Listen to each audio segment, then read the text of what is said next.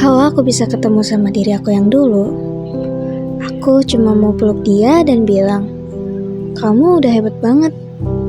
Bisa bertahan sejauh ini, bertahan di titik terendah. Meskipun kamu selalu diam dulu, padahal kamu cuma pengen dimengerti kan? Tapi gak semuanya mau dengerin suara kamu. Untuk kamu yang pernah ngerasa kecil, aku lihat kamu loh sekarang. Dan aku bangga banget karena kamu udah ngelewatin itu semua. Waktu awal masuk, aku kira tuh bakal canggung. Tapi ternyata enggak loh. Kita bener-bener cair. Mereka yang mulai percakapan duluan. Jadinya aku gak takut deh buat sendirian.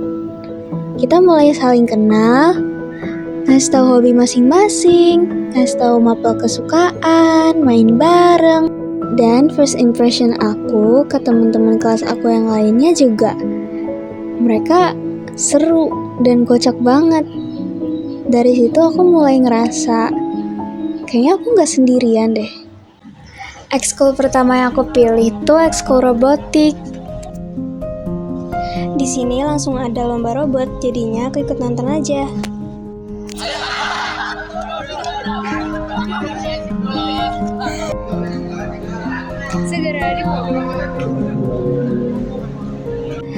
Ini hasil foto-foto yang aku abadikan. Di sini tuh seru banget, kita jadi bisa ngeliat gimana solidaritas anak-anak robotik. Jadi setelah nonton ini aku jadi termotivasi buat suatu saat mau ikut lomba robot juga.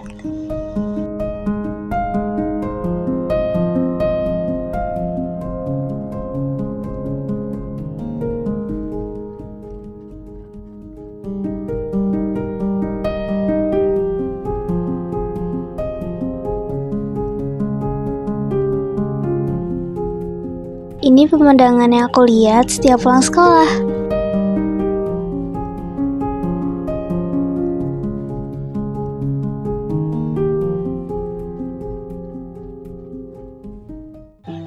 Tiba pada tanggal 17 Agustus, semua jurusan berkumpul lengkap. Setiap kelas ngirim beberapa perwakilan untuk ikut upacara. Aku juga ikut serta berdiri di lapangan bareng teman-teman jurusan lain. Pas pengibaran bendera, aku ngerasa bangga dan seneng banget. Bukan hanya karena ikut upacara, tapi juga karena ngewakilin jurusan aku sendiri.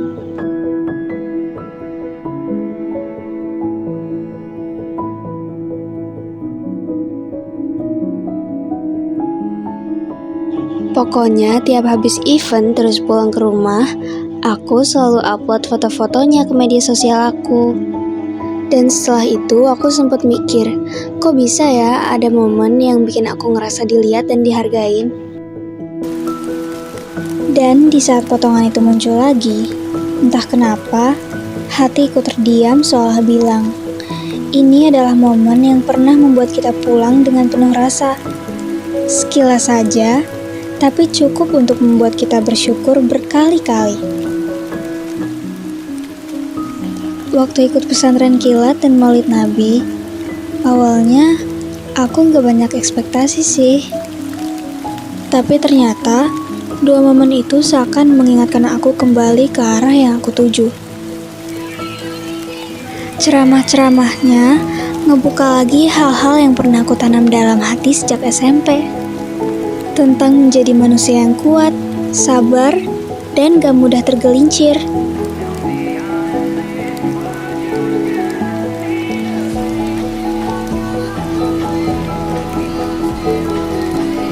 Sejak saat itu, aku mulai balik lagi ke niat dan arah aku akan melangkah.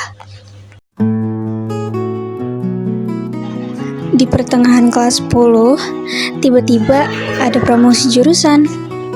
Tentunya aku senang banget dipilih buat ikut. Ya, karena aku bisa belajar sedikit tentang public speaking. Awalnya agak cringe ya, cara aku public speaking, tapi capeknya terbayarkan sih, soalnya teman-temannya pada seru banget.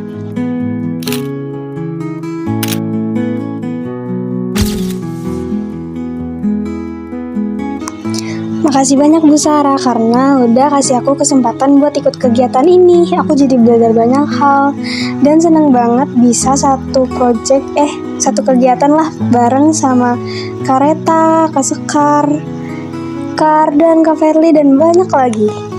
Sama Natasha juga dan banyak pokoknya.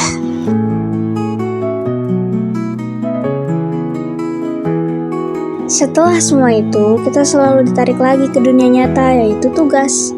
Gak selalu mudah sih, kadang ngerjainnya tuh sambil nahan ngantuk, tapi kadang juga sambil kayak dengerin lagu gitu biar semangat.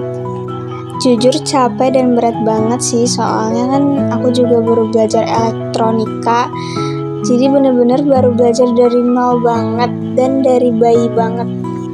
Tapi aku nggak masalah sih, soalnya mungkin nanti juga aku bakal kangen sama suasana kayak gini, bakal kangen sama kelasnya yang seru dan mata pelajarannya yang ya aku suka sih, jadi ya enjoy aja gitu.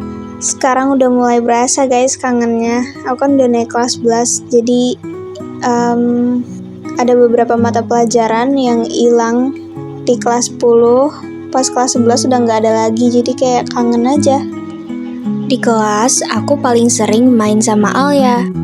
Dia temen yang bisa aku percaya buat nemenin aku, baik senang maupun susah. Suka tiba-tiba ngelakuin hal random pas aku lagi sedih-sedihnya. Makasih ya Alia. Seru aja sih cerita sama dia selalu ada di kelas. Kalau kita lagi mau ngobrol, kita ngobrol bareng. Tapi kalau kita lagi butuh waktu sendiri, dia pasti ngerti. Di pertengahan semester ada event lagi, yaitu Hari Guru. Pokoknya di situ seru banget deh, soalnya banyak siswa-siswa yang nembakin flare gitu. Jadi sekolahnya penuh dengan asap warna-warni. Dan ada kembang api juga. Kita juga dengar teman-teman ultras yang ngisi sambutan dan ngucapin terima kasih ke guru-gurunya. Suasananya makin hangat dengan nyanyi-nyanyi bareng yang bikin kita semua jadi kompak dan happy pastinya. Ini foto waktu event classmate. Waktu itu aku sempat ikut lomba nyanyi. Sangat berkesan sih buat aku karena di situ kita jadi ketemu sama teman-teman dari kelas lain yang ikut lomba nyanyi juga. Dan yang tadinya nggak kenal jadi kenal.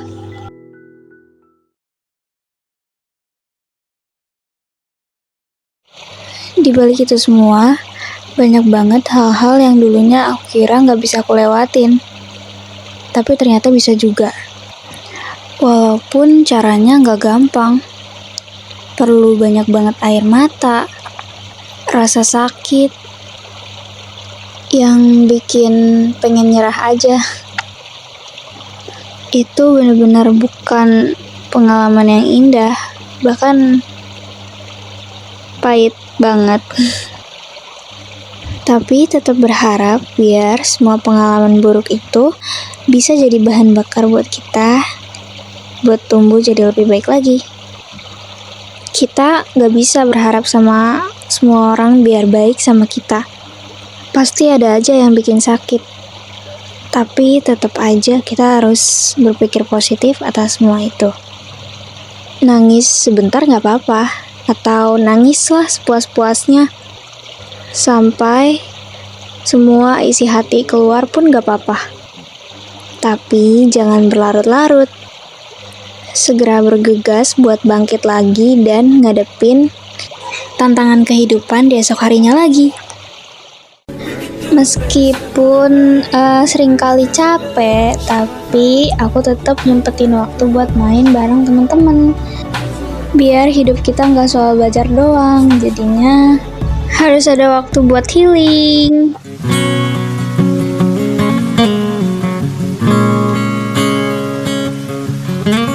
Di tengah keramaian, penting juga buat kita punya waktu menyendiri atau istilahnya me time. Pokoknya itu tuh penting banget agar kita bisa merefleksikan segala kejadian yang pernah kejadian di hidup kita dan bisa lebih mengerti tentang diri kita sendiri.